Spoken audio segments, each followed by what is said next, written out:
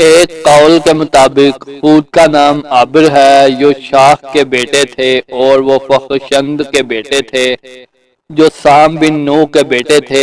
آپ قبیلہ عاد سے تعلق رکھتے تھے۔ یہ ایک عربی قبیلہ تھا جن کے رہائش عمان اور حضر موت کے درمیان ریت کے ٹیلوں والے علاقے حقاف میں تھی۔ یہ علاقہ سمندر کے کنارے پر واقع تھا، جو شہر کے نام سے معروف تھا، اور ان کی وادی کا نام مغیث تھا۔ یہ لوگ زیادہ تر لمبے لمبے ستونوں والے خیموں میں رہتے تھے۔ جب ہود نے انہیں اللہ کی عبادت کرنے کا حکم دیا، اس کے احکامات کی تکمیل کرنے اور اس سے مغفرت طلب کرنے کی ترغیب دلائی، اور ایمان نہ لانے کی صورت میں دنیا اور آخرت میں سزا کی وعید بیان فرمائی، تو قوم کے کافر سرداروں نے کہا، بلا شبہ تم ہمیں احمق نظر آتے ہو، یعنی آپ ہمیں جس عقیدے کی دعوت دے رہے ہیں وہ تو حماقت پر مبنی ہے۔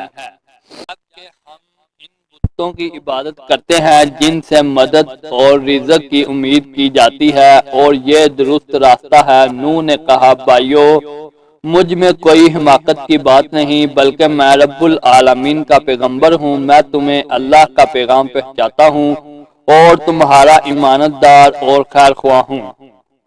حضرت ہود علیہ السلام کی قوم کو اللہ تعالیٰ نے مضبوط اور قوی اجسام سے نوازا تھا۔ سخت اور بلند و بالا پہاڑوں کو تراش کر خوبصورت محلات تعمیر کرنے میں ان کا ثانی نہیں تھا۔ ان کی زمینیں سرسبز و شاداب اور ہر قسم کے باغات سے آراستہ تھی۔ ان کو قرآن مجید میں احقاف والے کہا گیا ہے۔ احقاف کے معنی ریت کے اونچے ٹیلے ہیں۔ یہ صحرائے عرب کے جنوب مغرب حصے کا نام ہے۔ ان کے اکثر قبائل عمان سے حضرت موت اور یمن تک پھیلے ہوئے تھے۔ ان کا مسکن یمن تھا، جبکہ ان کی اکثر آبادی حضرت موت اور یمن میں بحیرہ عرب کے سواحل کے آس پاس تھی۔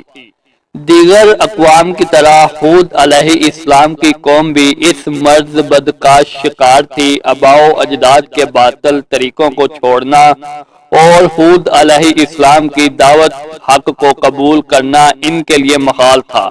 ان کے لیے یہ تصور ناقابل قبول ہو گیا کہ اتنی بڑی کائنات کو صرف ایک ہستی چلا رہی ہے، جبکہ انہوں اولاد کے حصول کے لیے اور کھیتوں، بارش اور کاروبار کا نفع و نقصان کا مالک دوسرے بتوں کو بنا رکھا تھا۔ دشمنوں پر فتح کے لیے الگ بت، صحت و تندرستی کسی سے حاصل ہوتی تھی تو دولت و عمارت کسی اور سے۔ اسی طرح انہوں نے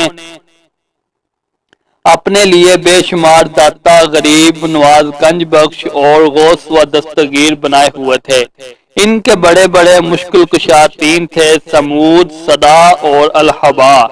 بلاخر ان بتوں کی پوجا اور آباء و اجداد کی اندھی تقلید کے خوفناک انجام کا سبب بنی، اور یہ دستگیر ان کی کوئی مدد نہ کر سکے۔ دوستو، آپ کو ویڈیو کیسی لگی؟ لائک کریں، کمنٹ کریں اور چینل کو سبسکرائب کریں۔ شکریہ۔